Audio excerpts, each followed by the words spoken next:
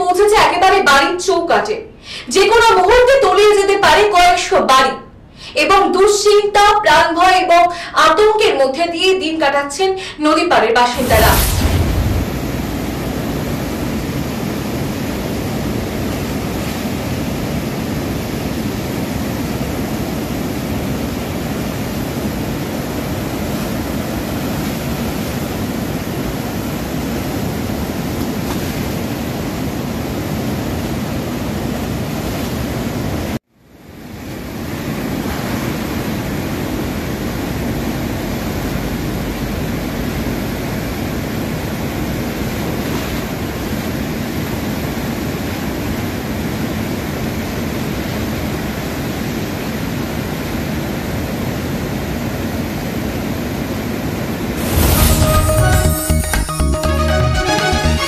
आप देख रहे हैं न्यूज़ UNI।